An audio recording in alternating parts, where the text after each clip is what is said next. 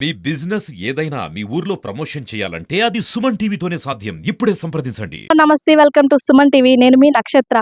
మనం ఇప్పుడు దర్శి మండలం పొతకమూరులో ఉన్నాము. పొతకమూరులో ఒక పాతల కాలం నాటి కోట, వెంకటగిరి రాజుల కాలం నాటి కోట, 400 సంవత్సరాల నాటి చరిత్ర ఉంది.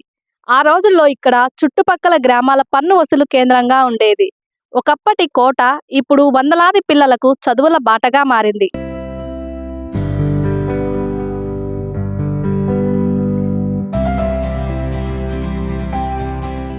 వెనుకున్నటువంటి ప్రహరీ గోడ అప్పటి కాలంలో కోట యొక్క ప్రహరీ గోడ. ఈ చుట్టూ ప్రహరీ గోడకి ఒకటే ముఖద్వారం. ఇక్కడ మీరు చూసినట్లయితే ఈ ద్వారంలో ఒకటే రథం, అంటే అప్పటి కాలంలో గుర్రాల రథాలు ఉండేవి కదా, అటువంటి రథాలు ఒకటే పట్టే విధంగా అప్పటి కాలంలో మనకి గోడ నిర్మాణం చేశారు. ఈ గోడ లోపలికి వచ్చేసాము.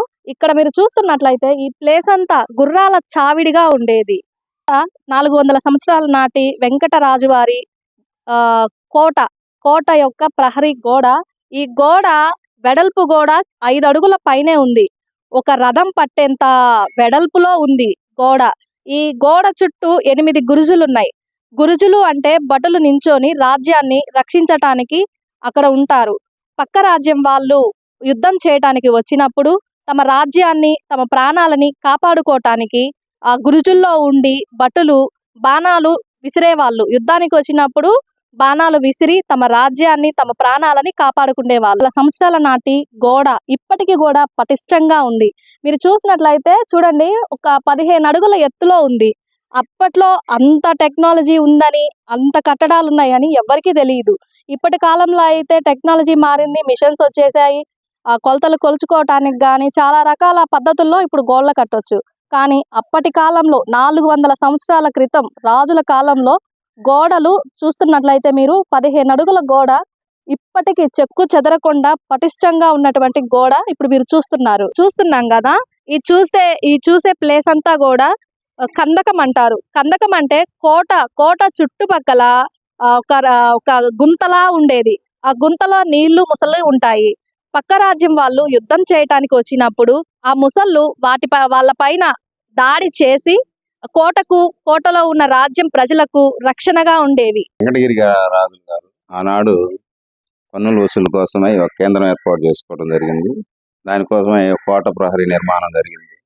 ఈ కోట చుట్టూ శత్రు రాజుల యొక్క రక్షణ కోసం పెద్ద కందకం కూడా తవ్వి దాని నిండుగా నీరు ఏర్పాటు చేసి ఉన్నారంట.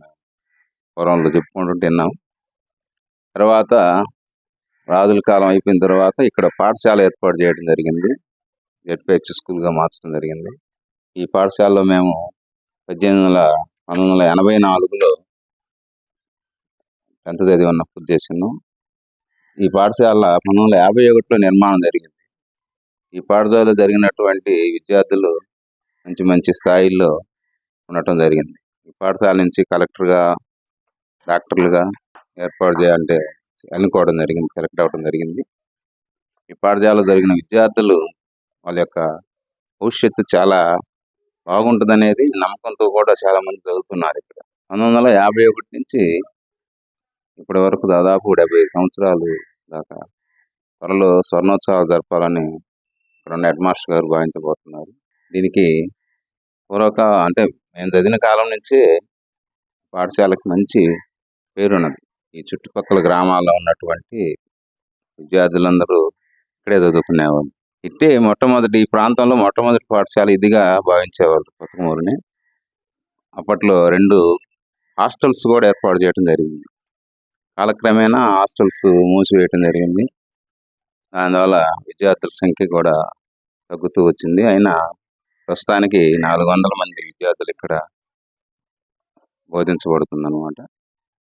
అదేవిధంగా ఇక్కడ మంచి ఏర్పాట్లు, డిజిటల్ ఏర్పాట్లు కానీ, విద్యార్థులకు కావాల్సినటువంటి అన్ని సౌకర్యాలు ఏర్పాటు చేయడం జరిగింది. దాతల సహకారంతో, గవర్నమెంట్ ఫండ్స్ తోటి విద్యార్థులకు కావాల్సినటువంటి అన్ని వసతులు, మంచినీటి వసతి కానీ, టాయిలెట్స్ వసతులు కానీ, అదేవిధంగా లైబ్రరీ, సైన్స్ అన్ని విషయాలలో ఈ పాఠశాలలో ముందున్నదని మేము భావిస్తున్నామండి.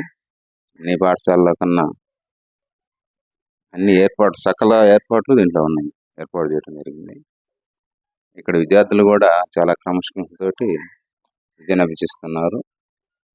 ఉపాధ్యాయులు తగినంత మంది నియమించడం జరిగింది ప్రభుత్వం. కాబట్టి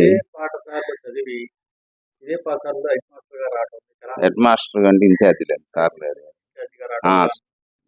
నేను ఫిజికల్ సైన్స్ టీచర్ని. చాలా ఆనందంగా ఉంది, కావాలనే వచ్చాం. ఇక్కడే ఇదే స్కూల్లో కొన్ని రోజులైనా విద్యార్థులకు పాఠాలు బోధించాలనే ఉద్దేశంతో మేము రావడం జరిగింది. అలాగా ఇంకొక మాస్టర్ గారు ఉన్నారు, సీతయ్య సార్ గారు అని, మ్యాథ్స్ స్కూల్ స్టూడెంట్, మ్యాథ్స్ చేస్తున్నారు. మాకన్నా సీనియర్గా వేరే, మాకన్నా 2 years ముందు చదివారు సార్ కూడా అన్ని స్కూళ్ళు దగ్గరగా ఉన్నా కానీ ఈ పాఠశాలలో ఎలా 1 సంవత్సరమే పనిచేయాలనే ఉద్దేశంతో ఇప్పుడు వచ్చి బోధిస్తున్నారు. మేము దర్శికి దగ్గరగా ఉన్న ఈ పాఠశాలలో పట్టుదల 1 సంవత్సరమైనా చదివిన పాఠశాలలో చేయాలనే ఉద్దేశంతో వచ్చాం. చాలా ఆనందంగా ఉంది. అది అందరికీ రాకపోవచ్చు అదృష్టం, అవకాశం కూడా రాకపోవచ్చు, అది అదృష్టం అనుకోవాలి. ఎందుకంటే మనం చదివినటువంటి పాఠశాల యొక్క రుణం తీర్చుకోవాలి ఏదో ఒక విధంగా. మనం ఆర్థికంగా కావచ్చు, లేకపోతే మనకు చేతనైంది. కాబట్టి మనం విద్య ద్వారా ఈ పాఠశాలకి మన చేతనైంది చేయాలని ఉద్దేశంతో వచ్చాము. దాంతోపాటు విద్యతో పాటు పాఠశాలకు కావాల్సినటువంటి వసతులు దాతల నుంచి సహకరించి అన్ని ఏర్పాటు చేయడం జరిగింది. భోజన హాలు ఇవన్నీ మేము వచ్చేటప్పటికి ఇవన్నీ లేవు. మేము వచ్చిన తర్వాత ఇవన్నీ మేము 6th నుంచి 10th వరకు చదివాము. అప్పుడు మేము చదివేటప్పుడు ఇక్కడ ఉండేటువంటి సగం ప్రాంతం మాత్రమే ఈ స్కూల్ ఆధీనంలో ఉండేది, మిగిలింది వేరే వాళ్ళ కింద ఉండేది. తర్వాత మిగిలిన మొత్తం కోటలో ఉన్న భాగం మొత్తం కూడా స్కూల్కి ఇవ్వడం జరిగింది. అప్పుడు మధ్యలో కొన్ని రాజుల పరిపాలన లాంటి భవనాలు అవన్నీ ఉండేవి, ప్రస్తుతం అయితే అవి లేవు. ఇప్పుడు అన్ని గవర్నమెంట్ కట్టించినవి మాత్రమే ఉన్నాయి. వాటి ఆనవాళ్ళు మటు చుట్టూరు కోట ఉంది, ఇవి మనం చూస్తున్నాయి. అయితే ఒక విధంగా మేము, ఎందుకంటే ఇదే స్కూల్లో మేము టీచర్గా రావడం అనేది ఒక విధంగా మాకు చాలా సంతోషంగా ఉంది. ఎందుకంటే అదే స్కూల్లో మళ్ళీ టీచర్గా పనిచేయడం అనేది చాలా తక్కువ మందికి అవకాశాలు వస్తూ ఉంటాయి. గారి ఆధీనంలో ఉండేది ఈ కోట మొత్తం కూడా, ఇక్కడ వసూలు కేంద్రంగా ఉండేది. మెయిన్ కోట ఇదైతే కాదు, వెంకటగిరిలో ఉండేది. ఈ ఏరియాకి మొత్తం కూడా ఇక్కడ పన్నులు వసూలు చేయడం అలా ఉండేది. ఈ కోట చుట్టూరు పైన కూడా 8 బురుజులు ఉన్నాయి. ప్రతి బురుజు దగ్గర కూడా కాపలాదారులు అలా ఉండేవాళ్ళు. మేము ఫస్ట్ ఇక్కడ చేరినప్పుడు, అంటే మా ఎడ్యుకేషన్ 79కి అయిపోయింది ఇక్కడ. ఆ 79 అప్పుడు కొన్ని ఖజానా పెట్టెలు ఇవన్నీ కూడా ఉండేవి. అటు అక్కడ లక్ష్మీ హాల్ అని ఒకటి ఉండేది, సమావేశ మందిరం, దాంట్లోనే మేము 6th class చదివాము. తర్వాత మండపం ఒకటి ఉండేది మధ్యలో. తర్వాత గుర్రాలకి లేదా బిల్డింగ్స్ అనేవి ఉండేవి, అవన్నీ కూడా ఇప్పుడు శిథిలం అయిపోయినాయి, లేవు. ఇవి ఇక్కడ మాకు తెలిసిన వారికి. ఈ పాఠశాలకు DSM జడ్పీ ఉన్నత పాఠశాలగా పేరుంది. దర్శి శేషమాంబ మెమోరియల్ బోర్డ్ జిల్లా పరిషత్ ఉన్నత పాఠశాల. ప్రభుత్వం వారు ఆ రోజులలో దర్శి శేషమాంబను వారి సహకారంతో ఈ పాఠశాలను నిర్మించడం జరిగింది. దర్శి శేషమాంబ అనేవారు భూస్వాములు. వారు దర్శి జానకి రామయ్య గారి భార్య. వారికి ఇప్పటికీ కూడా కొత్కమూరు చెరువు కింద వాళ్ళ పేరు మీద మాగాణి ఉండినది. నేను 1979 నుంచి 1984 మార్చి వరకు ఈ పాఠశాలలో విద్యను అభ్యసించాను. ఈ కోట గురించి చెప్పాలంటే, ఆ రోజులలో వెంకటగిరి సంస్థానానికి సంబంధించిన శిస్తు వసూలు, అనేక పరిపాలనా కార్యక్రమాలు, కోర్టు వ్యవహారాలకు సంబంధించి ఇక్కడి నుంచే ఉత్తర ప్రత్యుత్తరాలు జరిగాయి. ఈ వెంకటగిరి సంస్థానానికి సంబంధించినటువంటి ప్రాంతాలు కొత్కమూరు, కురిచేడు, కనిగిరిలో శిస్తు వసూలు కేంద్రాలుగా ఉండేవి. ఈ కోటకు సంబంధించి ఎప్పుడైనా వెంకటగిరి సంస్థానం నుంచి సంబంధిత రాజుకు సంబంధించిన వాళ్ళు వచ్చినప్పుడు వారిని కొత్తమూరు పొలిమేరలోకి వెళ్ళి మేళతాళాలతో కోటలోనికి ఆహ్వానిస్తారని మా పెద్దల ద్వారా మేము విన్నాము.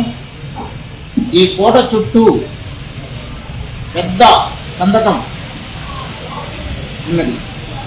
మా పెద్దలు చెప్పేవారు, ఈ కందకంలో ముసళ్ళు వదిలేవారు. శత్రువులు కోట మీదకి దాడికి రాకుండా ఆ రోజుల్లో రాజులు ఏర్పాటు చేసినటువంటి ఏర్పాటు అది. కోట చుట్టూ 8 బుర్జులు, పెద్ద పెద్ద బుర్జులు ఉండేవి.